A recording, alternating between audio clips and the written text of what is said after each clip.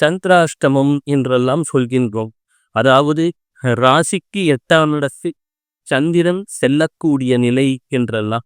இந்த சந்திராஷ்டமத்துக்கு எத்தனையோ பரிகாரத்தை சொல்றாங்க. ஆனால் மிகச்சிறந்த பரிகாரம் எதுவென்று தெரியுமா? கும்பம் என்று சொன்னால் பானையை குறிக்கும். அதற்கு நேர் எதிரிடம் என்று சொல்லக்கூடிய கடகத்திலே நமக்கு பால் என்று சொல்லக்கூடிய வகையிலே அமைந்த சந்திரனை குறிக்கும்.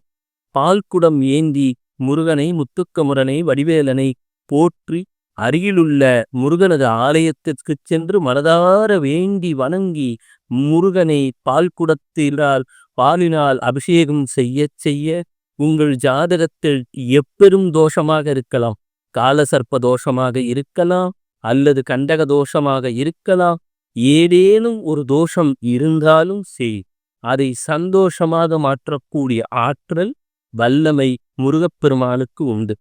எத்தனையோ புராணங்கள் இருந்தாலும் 18 புராணங்களிலே மிகப்பெரிய புராணம் என்று சொல்லக்கூடிய வகையிலும் அரியதொரு நன்மைகளை பெரியதாய் தரும் என்று சுகர் சொல்லுவதைப் போல அனைத்து நன்மைகளையும் தரக்கூடியதாகவும் அமைவது நமது ஸ்கந்த புராணம்தான்.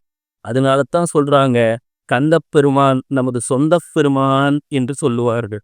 மேலும் ஒரு வாக்கு உண்டு, சுக்குக்கு மிஞ்சிய மருந்தும் கிடையாது, சுப்பிரமணியத்துக்கு மிஞ்சிய தெய்வமும் கிடையாது. அப்போ முருகா அப்படின்னு நீங்க எப்பெல்லாம் மனதார வழிபடுறீங்களோ அன்று முதலே உங்கள் வாழ்க்கையிலே பெரும் நன்மைகள் சேரத்துவங்கும்.